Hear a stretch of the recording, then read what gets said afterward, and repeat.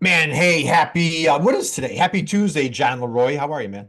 I'm doing great, Kurt. How are you? Oh my goodness gracious. I honestly could not be doing any better today than what I am right this second.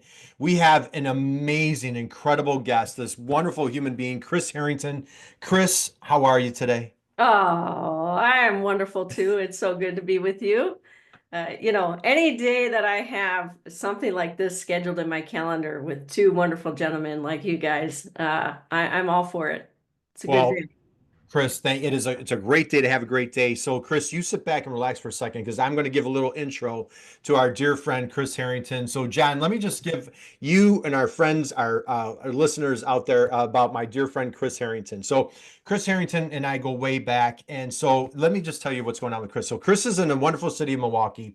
She was a basketball phenom, and now, Kris, I believe like you crossed paths with Coach K. For those that Yes, remember Coach K at Duke, right? Do I have that correct? that's right. That's right. Part of my story into manufacturing, absolutely. Yeah, he was a speaker at your banquet. Was that, do I have that correct or something like that? That's right. There is a local manufacturer that gave an award away to all the student athletes that were seniors in the Milwaukee area. So all of the different school districts, they would invite the female and the male athlete of the year. It was called Student Athlete of the Year. So you had to do well in athletics and in high school. And they invited you and your parents to this event, and Coach K was the speaker, and it was phenomenal since I loved and love basketball. So You're yes. a basketball junkie, and still today, I know you and I was geek out about basketball. So, had an honor privilege to meet Coach K, just a fierce basketball athlete in the city of Milwaukee.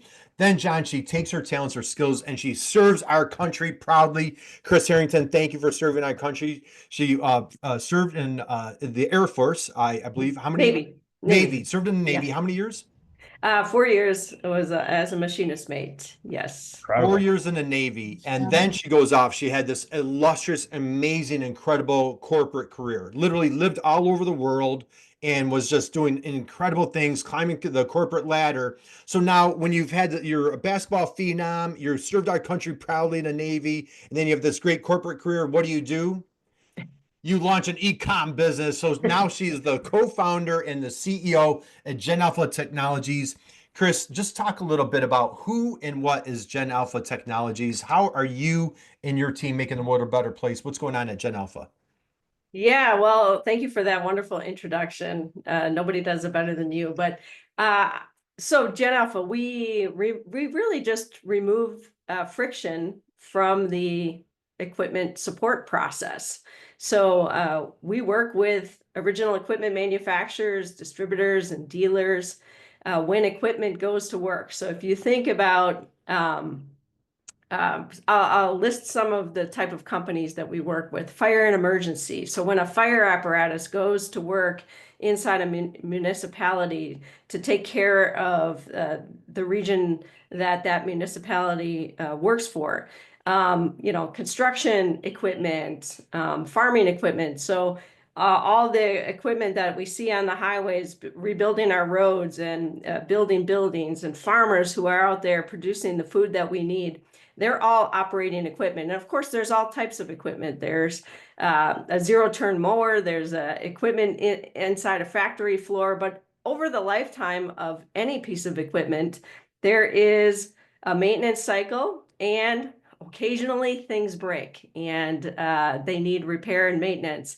And really what we do is we help digitize existing bills of materials, 2D and 3D drawings to help individual owners, technicians, dealers identify the right parts that they need to get that equipment back up and running. And we support them with their operators manuals, any work instructions and other things, all through a digital environment. So our customers directly build this equipment, and it's really in support of that equipment that our technology comes into play. So that's what we're doing over at GenAlpha. Well, great stuff. And in a minute here, I'm going to pull up your website, but I want to hit a couple of things because like John is targeting at Apparel Redefined, we really speak to entrepreneurs. Okay.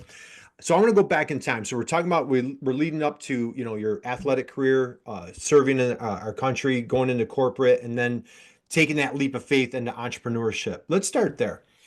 Your career in the Navy, your career, your corporate career took you all over the world.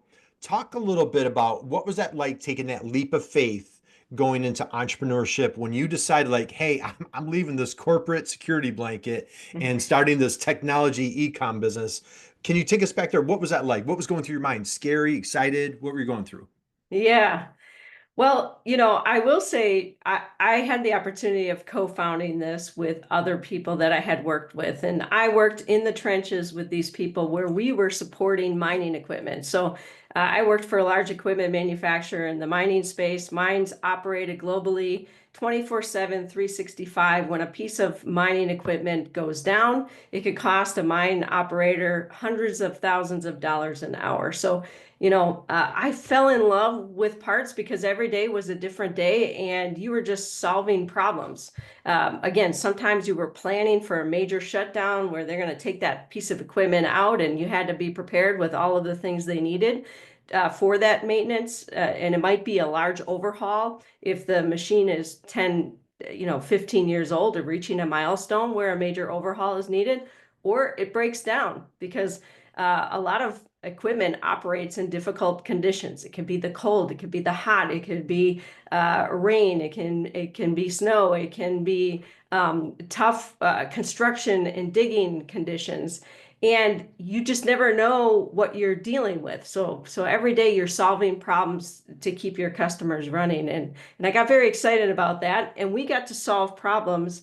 And I worked with a team that was really incredible. They became like family. So you don't move across, the world and live in different countries without a great support system, which included both family and the people that I worked with. So when I decided to join forces with our co-founders, it was really that team of people where we had such a fun experience growing a company for a large organization that we said, do we think we could build a digital solution that could solve problems for other manufacturers? And do we have the trust and confidence in each other to do it together? And, that part made it easier for me because I knew I was doing it with people where I've succeeded before. And our mission was really to bring people together with a great purpose.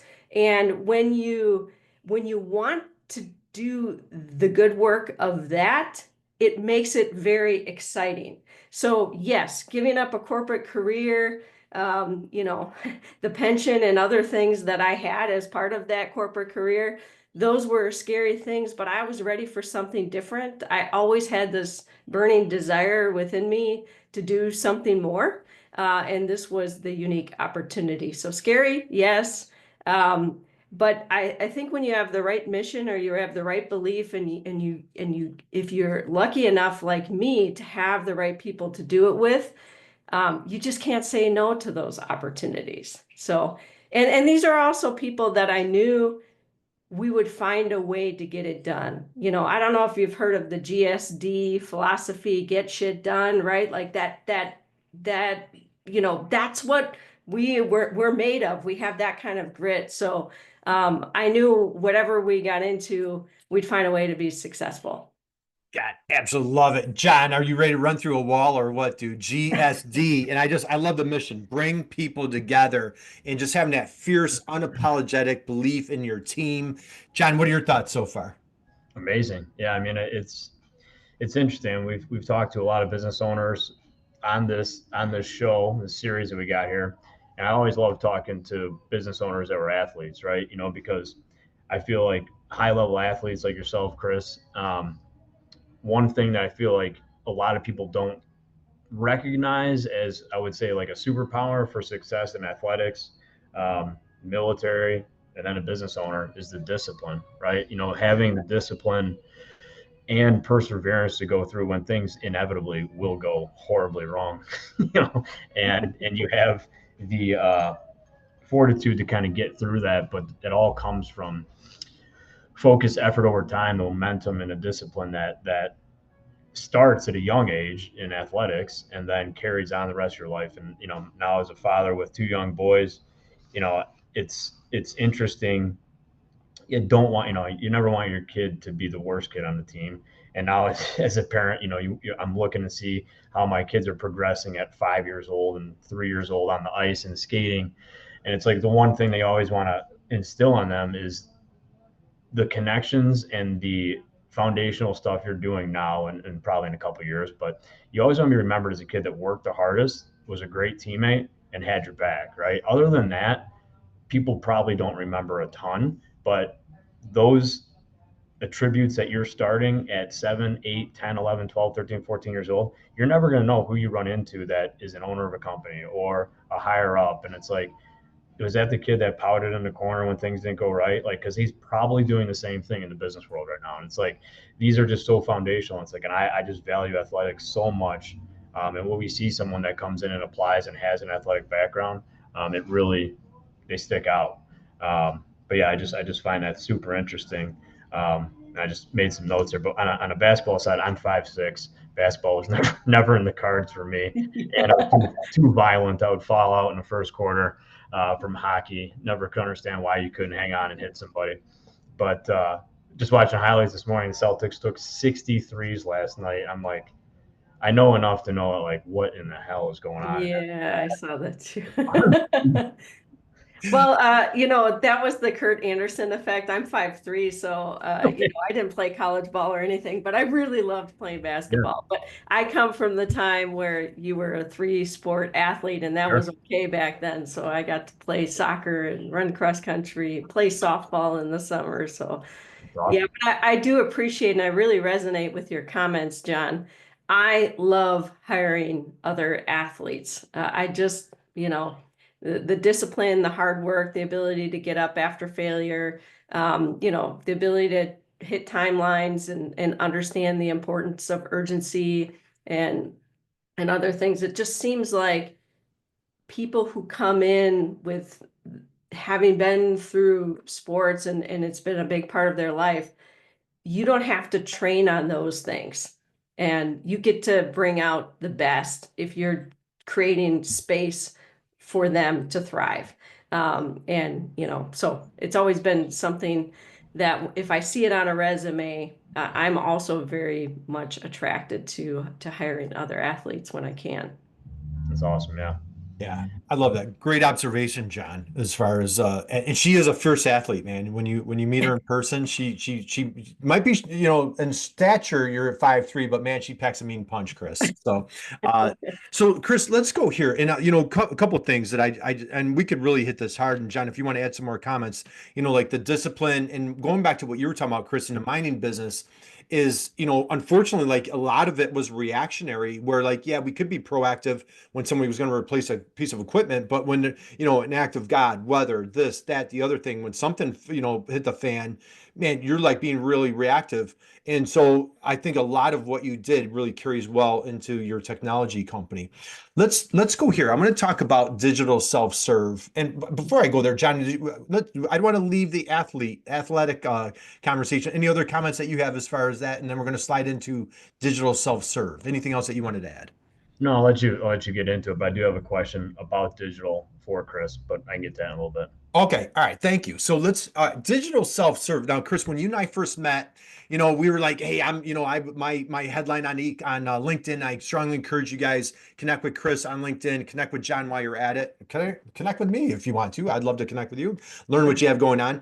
But Kris, you know, I was an e-commerce evangelist for manufacturers. You were having e-commerce, and the more you and I kept talking about it, and we're dealing with small manufacturers, there was a little bit of a disconnect where like manufacturers like, oh well, you know, that's when we buy something on Amazon and it's direct to consumer. And as a manufacturer, that's, you know, so now I feel I'm going to credit you whether you like it or not. I almost feel like you've kind of pioneered or taken ownership of that term, digital self-serve. Talk about what does self-serve, what is it, and what are you doing with GenAlpha? And then I'm going to pull up your website. Sure. So, you know, I think it could be valuable by just saying that McKinsey has done research and they've talked to B2B buyers, and B2B buyers have actually said that they want remote interactions, in-person interactions, and self-serve interactions in equal parts. So, and today when we're thinking about as a manufacturer or a distributor who runs a company, customers want to utilize tools that they have available. And that means, using their laptop, their smartphone to get online and do the research on their own.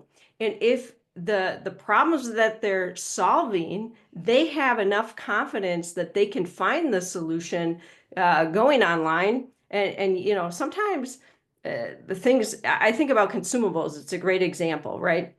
If I need to buy an oil change kit for my ATV that I have on the farm, I'm going to change my oil change kit. I know which model ATV I have. I want to buy the genuine oil change kit for my specific piece of equipment. And I don't typically have to do too much research or information. As long as I make sure I've got the right kit information, I'm going to order it. Now, there are other times where I might need to maybe I want to add an attachment to my ATV, and that's going to require a little bit more information. First, it's not something maybe that I feel like I have full control over. I want to make sure I have the right fit for my ATV. So what I might do is go online, do a lot of research for the attachment. I know I have a need. There's something, maybe it's a snowplow or something that I'm looking for on the front of that. And I can go out and get enough information on who's available in my area, who is selling the attachments, what are the rough prices out there. But then I might want to go to a location and actually talk to a person and say, what do other customers have to say about this? Can you help me attach this to my current ATV? Do I need some modification to my ATV, right? So all of the ways in which we search, we get answers, and we buy today are modified by the technology that we have in our pockets. And that's what it's coming down to, is there are some things that we know and we just naturally want to do all on our own. Then there are these, and that's where I would call that self-serve, where I want to be able to go get everything I need. I know what I need. I'm qualified to know what I need. So just give it to me, right? Make it easy for me. Make it easy for me to do my job. And then there are other things that I feel slightly qualified. I know what I'm doing, but I want a little help. And then there are things that I'm completely unqualified. I want to go out, search the internet, ask some questions, but then I might need some additional help. And by the way, I sit right in that Gen X, right? So when we talk about self-service and people's tendency towards some of these digital tools, oftentimes we talk about this next generation that's now in the workplace, and of course they look online for everything. But, as a Gen Xer, I look online for a lot of things too. So this is not just only for the younger generations, which I think a lot of people have been trapped in that idea.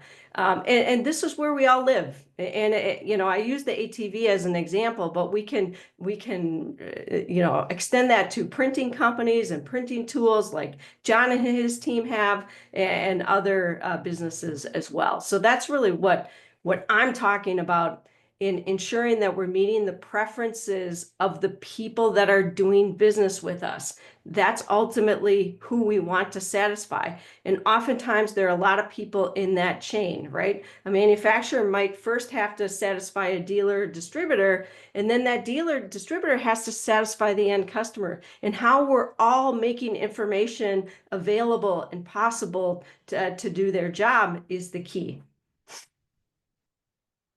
Drop the mic, Kris Harrington. Absolutely love that. So Kris, are you saying that people don't want to call for the price on the O-ring? Is that what you're trying to say? So, John, so Kris has been so we have a little LinkedIn live show. Kris has been a guest multiple times. Absolutely love when she's on. And she dropped, I've been doing this for 5 years, hands down, probably my favorite line of all time. She was just giving the preach about digital self-serve.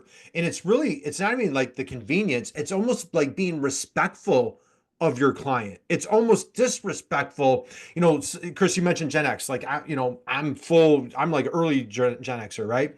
And I can't tell you how many guys back in the day that at my age would be like, if I could just get them on the phone, I'll close the deal, right? If I could Yeah. just get, they don't want to get on the phone. And so Kris is on our show. She's like, people don't want to call you for the price of the O-ring. People don't want to call you for tracking information on their UPS order. People want to call you for your expertise. So, Kris, that's one of my favorite Yeah. lines. John, what are your thoughts about this digital self-serve conversation?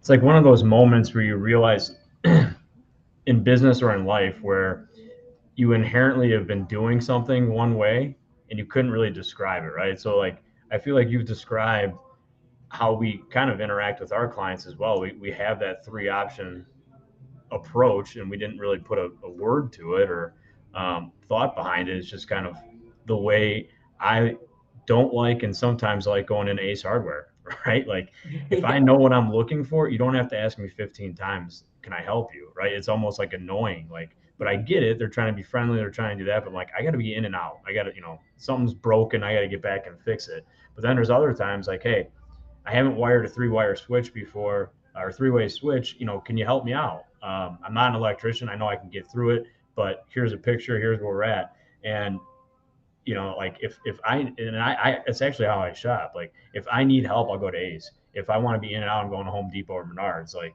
because they don't even know what the hell they're talking about over there. I mean, Home Depot guys used to be a little more knowledgeable, but they're not. But if I know what I need, I'm going there because I can get in and out.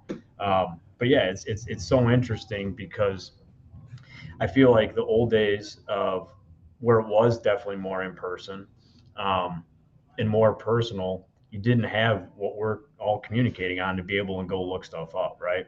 Yeah. And it really kind of aligns with some of the old business axioms out there. The customer is always right, and there's no such thing as a stupid question. Like I totally disagree with both of those.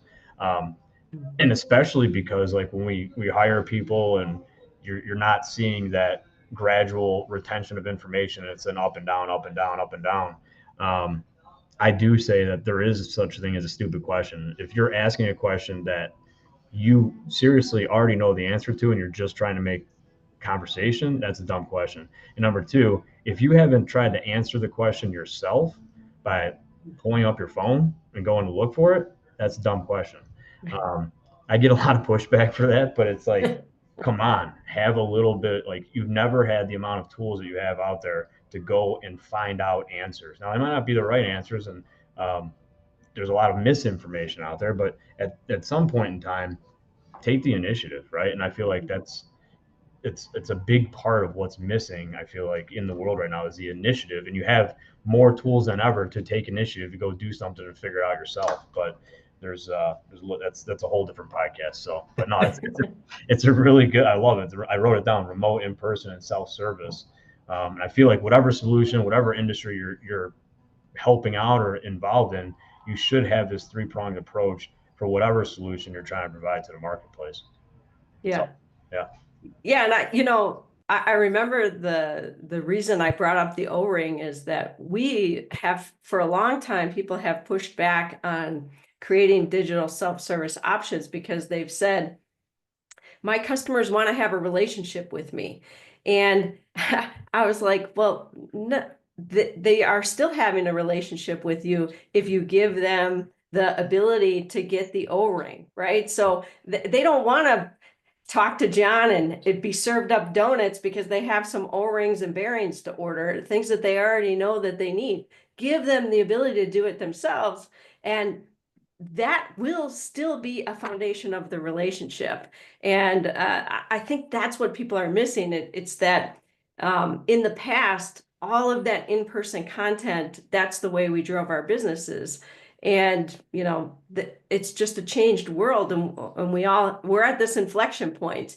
At the Industrial Marketing Summit, he really talked about that, right? Where we're in the peak 65 zone, where every day 11,200 people are reaching the age of 65, so retirement age right now until the year 2027, right? And these are the people that, if you ask them, they know how to fix everything. they can search a paper manual and go to the exact place to find something. They know the revision on a part that for a model that was 15 years old, and they have those things up here. But right now they're walking out of companies, and we have a younger generation that needs tools. They need information, and they are going to these devices to get it. So with that next generation, we've got to find a way to find their attention here. And that's going to be a critical way in which you're building relationships with these generations. So Absolutely love it. So, okay, I know, man, we are geeking hard right now. So, all right, Kris, I said probably 30 minutes ago we're going to pull up your website. So here I'm finally getting to GenAlpha. So again, strongly encourage our friends out there. Here's Kris Harrington. This will be in the show notes. Connect with our dear friend Kris. She puts out phenomenal content. If we have time, I might want to dig into that, Kris. But connect with Kris on LinkedIn. And Kris, here is your website. So just talk a little bit about, again, we're talking about how GenAlpha makes the world a better place, these powerful tools. Just walk us through a little bit on the website here. yeah, so right exactly where you are right here, you can see on the right-hand side of the screen there, you have an exploded diagram in the middle, and that is where we repurpose bills of materials, and we're really just taking 2D and 3D information that exists in engineering and technical publications departments, and we're exploding that to make it easy for customers to look up their exact serial number, their model number, their VIN number, and get to the exact parts that they need. So if you go on a lot of manufacturers' websites today, you'll notice that many of them are still trying to catch up. They don't have good product information. They're missing product images and other details, and that's because they never had to sell this way before. Everything was over the phone, or they utilized their technical physical publications, those parts manuals and books that customers would reference to get to the things that they need. Well, we're making that all digital, and now they don't need to have necessarily 3 images of the product. They can have this assembly of the product with the specific parts, and then you see all the ancillary parts around. So that's something that makes us unique, in addition to buying a part and searching it like you would on Amazon or other thing. If you continue to scroll there, Kurt, Equip 360 is the name of our product. We have several different modules that we offer with customers, and this is where that whole equipment support comes into place. This is really that self-serve. So if you think about a product configurator, which I know, Kurt, speaks dearly to your heart, this is typically for complex pieces of equipment or equipment that need to be created, or products that need to be created from several different options. And maybe those options have rules behind them. So we can help companies launch product configurators. Once that piece of equipment goes to work, after it's purchased, we have the full product registration process. Then we have a warranty module where warranty claims can be filed, which if you're working with dealers, this can be both labor and the parts associated with a warranty claim. So we have that full RMA. In our world, you're not just returning a $80 to $100 pair of shoes, which is very transactional and easy for all of us today who do B2C type business. But many of our clients have to handle returns for products that might be $50,000. And that process needs an approval. It needs paperwork to go with the product. So we have all of that digitized. Then, of course, the e-commerce, interactive parts manuals, and analytics package. So all these are individual modules that we help companies digitize and enable that self-service option for their customers. Well, Kris, I want to add, so iron sharpens iron. And I'll tell you, every time I'm in with ear distance of you, man, I am just I'm a sponge. I learn something new every time. And so for our friends here through Apparel Redefined, so, think about, so Kris is targeting, machine parts and that type of thing as she's describing, but this is applicable for folks like that configurator. picture our friends who like, young entrepreneur, maybe they were corporate downsize, maybe, whatever, something threw them a curveball this year or side hustle that they're trying to get off the ground. This configurator, just picture, hey, I'm selling a hoodie and it's small, medium, large, extra large, and it comes in these different colors, and I can put this different logo on the front. So I mean that you could create your own configurator, exactly what Kris is describing, but the registration, warranty, basically like all these, everything that you're describing, Kris, could be applicable for the huge companies that you're working with, all down to our friends that are working out of their garage. John, what are your thoughts as far as what Kris has described here with everything that 360 offers? Yeah, it's a great solution. I mean, it's a definite need in the manufacturing world. There's a lot of equipment out there that's aging out but still working, and like not everyone has a Granger that you can run up to, and maybe you don't want to talk to the guy at the counter, right? You just want to order what you want to order. How soon are you going to get it? Where is it coming from? Because a lot of these, these equipment, especially in my industry, now we moved into the digital space with digital printing equipment. The manufacturers before that would manufacture, screen printing presses and dryers and ovens, all that type of stuff. The two big guys, they made every part. They have huge equipment shops and machine shops where they would make the screws, they would make everything, and it would have a retail, parts assembly um, department, and that would help support parts. But now, as you move into the digital space, the company that's making the print carriage, is not the company making the print heads, and not the company making the film and the inks. And you have all this conglomeration of all different manufacturer parts to come together to make one sellable product. But you have all these different points of failure. And where do you go get these parts? Because a lot of it is manufactured, unfortunately, overseas. And if that distributor goes out of business, if that manufacturer goes out of business, where do you go to get this type of stuff? And it's huge in our industry. So yeah, this is amazing. Very powerful solution. Kris, I know like you've got tons of companies to be serving. You can't be hanging out with me all day as much as I would love to. So, but one thing I want to hit here, nearly $1 billion. My goodness gracious, and you're looking at the number of orders, site visits, anything that you want to comment here. I have a couple comments that I want to add, but with the results that you're getting, when you go back to when you guys launched this company, took that leap of faith, the team left big corporate, and you're like, hey, we're going to be these renegade entrepreneurs. Did you ever dream that you'd be putting up these types of numbers? No. We knew it was out there, but I can tell you, even the first 5 years were really difficult because we had started a product that not everybody was convinced that they needed to move digital yet. So even in those first 5 years where we knew we were building something that was valuable to users and things were moving in this direction in the B2C world very fast, but buyers in manufacturing were not, adopting these strategies as quickly. We started to question, did we do the right thing? But we stuck with it because we really believed it, and to be there today, every month, that's growing faster and faster. I think that's the most important thing to say about those numbers is now that people have been selling online, and every year that goes by, it's more and more. They're moving people from the old manual way, phone calls, emails. Now more and more is going online. So that bucket keeps getting bigger there. And we're only going to see it continue to rise. Yeah, and a couple of comments I want to make. I love, so for our friends out there that are, if you want a strong digital presence, I just want to comment, look at the GenAlpha website.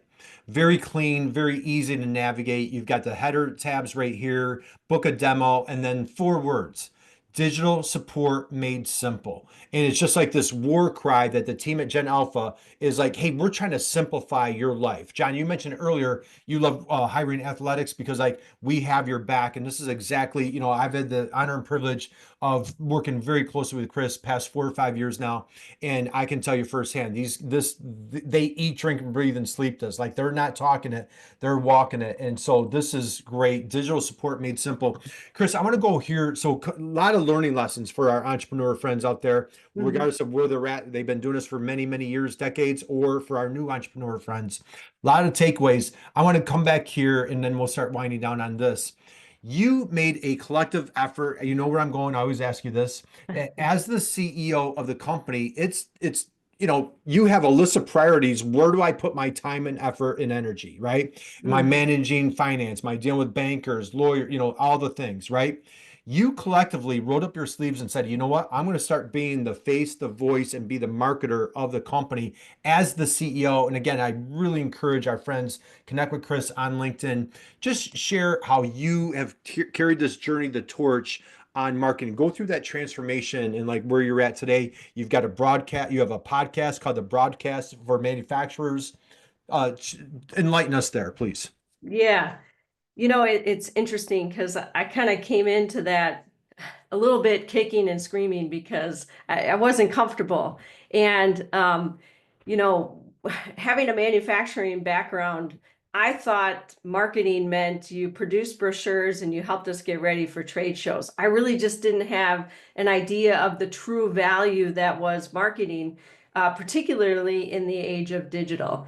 So it was really a group on our team that had convinced me that you need to be the face of the company and you have to start doing podcast webinars, and we need to make this a thing. You have to start writing and you have to share your knowledge and experience, because when I did sit in front of the customers, I understood our customers' situation very well. I could describe because I had lived it. And I needed to take that out and connect with our prospective customers. And it was really in doing that that I realized that's how you create credibility, where people see your authenticity because they see your passion in the space. And that's really how you network and get referrals, which ultimately help your business grow. So it was a big shift for me, not one, again, that I ever thought that I would do, but boy, am I so glad that I did. And I've met some amazing people. It's been wonderful for our organization. It's been wonderful for me personally. And I would be happy to talk to any entrepreneur who is debating if they should do some of these things, because I absolutely think that this was a turning point for us in establishing us as a brand. We have really taken your advice to niche down until it hurts. We recognize who our audience is, and sometimes that's really challenging because when it comes to e-commerce, it's a pretty big world and you could serve a lot of people. But we've had to stay true to who we are, which means we need to be where our customers are, and I've tried to live that. So, yeah. God, thank you, Kris, man. I always feel so much smarter and just so much more inspired every time I just get a minute with Kris Harrington. John, let's start winding down, my friend. Your thoughts on what Kris just shared. I mean, yeah, it's the similar journey for myself and my team of not doing any marketing, being, heads down. And honestly, in our industry of where we are, you're told to kind of shut up and put your head down and don't let anyone know what you do. You're just supposed to make these guys, that's pointing at the wrong side, or these guys look good. And we want to get into more verticals and explore other options. But if you don't convey digital trust to either your current customers or future customers, you're not going to have an opportunity to serve them. I mean, everyone, again, is using this at some point during the day to identify how to solve whatever problem they currently have, whether they need to find a t-shirt or need to go find a part. Their first action is probably look it up on the phone, right? And if they come to my company 5 years ago, we didn't have a LinkedIn, we didn't have a website, we didn't have that. We were doing things really well, but to be able to go and sell what we do to someone else, walking in the door isn't happening anymore. It still does, but not to your door is your digital real estate that you have out there. And if no one's coming because you don't even have a mailbox or, a welcome mat, then that's on you. And I just felt like I was in my head for a long time. Like, why would I talk and share my story when I don't even think it's a good story? But you're always going to feel that way, right? As an owner, as a founder, you can always get better, but you got to start somewhere, right? So, it's kind of like that thing where for an athlete, you're training to get ready for the game. Well, if you're training, and you never actually go play the game, you're never actually going to be able to measure your skill and find out where you need to get better. So we're in the game now, the marketing game. It's exciting. Again, in my head too, I'm like, I'm not going to start a podcast unless it looks like Joe Rogan. It's like, okay. He's got 3,000 episodes on me and a little bit more of a budget. So let's just start. And I'm not speaking to everyone. I'm speaking and I want to be where my customers are at. So yeah, great stuff there. I do have one question for you before we go, Kris. Yeah. How much has AI and ChatGPTs and the machine learning like changed and helped propel your business, even from like a recognition standpoint? Like I see so much like our developers that work on other projects across the world, specifically have developed apps for general contractors where they can take the video on their phone, scan an area, and then start making like tasks and jobs specific to that room. That would take hours and hours before. And now, with AI and machine learning, it's happening instantaneously. But be able to like scan a part and say, hey, this is what I need. Is that technology here? Oh yeah. Yeah. I mean, it's here. So, we work with a company called VisSeek. Their product is integrated to our solution for our customers who want to add that on. And that's actually it's essentially just like in your search bar where you can search a description or you can type a part number or whatever you're looking for. You can actually take a picture with your phone of the part and you bring back the part, and now the image is what's doing the search. So that technology is out there. We work with another company called Mavenoid. They have an AI chat tool, which is using large language models where you can actually type things like, let's say, wheels won't turn, right? Which is I'm having a problem, right? It's a symptom of the issue that I'm having that needs to be solved, which is very different than knowing what part to buy, right? So it takes you in a whole different place of troubleshooting, guided instructions to resolve a challenge, which may lead to a purchase. It may just be a problem-solving solution for in understanding the problem that's happening and getting that piece of equipment back to work. So there are a lot of tools, AI, in our own business and creating our own productivity with our developers, with our marketing team and other things. So, the first thing we did with AI is we looked internally. What can we do better, faster, utilizing these solutions so that we understand even what it is and how powerful it is? Obviously, AI has been in manufacturing for a long time in lots of different applications, but the new models in which are out there are so many great partners that we can all work with, like VisSeek and Mavenoid, that are doing great things that we don't always have to be the creators. We can just connect with wonderful people who have already built great solutions and add them on. That's the beauty of technology. If you build it right, you can continue to find best in breed solutions. And now you're creating this amazing experience by just bringing these tools together. Yeah, that's awesome. Awesome. Okay. Well, Kris, I know we kept you longer than we could keep you here all day. So, best place to find you, GenAlpha Technologies. Go to the website, check out Kris on LinkedIn. Kris, anywhere else that our friends can find you hanging out? Hopefully at the next trade conference or seminar, or, we love to learn alongside our prospective and current clients. It's a great place to get to know people, and we try to be present there. So hopefully you'll see us around at an industry show soon. I hope so. And I hope you and I are on stage together. How's that? Yes, so that's, please. John, as we close out, parting thoughts, words of wisdom that you want to share. Big thank you to Kris. What are your thoughts? No, yeah, big thank you. I mean, we've probably overstayed our welcome. We went really long. I appreciate your time. I know you're very busy, but just great opportunity to hear your knowledge and your experience. Just thank you. That was amazing. Yeah, thank you guys. I appreciate the opportunity to be on your show. Absolutely. So, Kris, sending you massive hugs, tons of love. We appreciate you, admire you, respect you. Just I could go on and on. So thank you for taking time to join us. Guys, if you missed anything, if you caught this, go back to the beginning. Just Kris is just such an inspiration. Please connect with her on LinkedIn. Go to GenAlpha Technologies and stop by and say hi to John, see what's going on at Apparel Redefined. So we'll catch you guys on our next show. We have more amazing, wonderful guests coming up, and we'll catch you next time.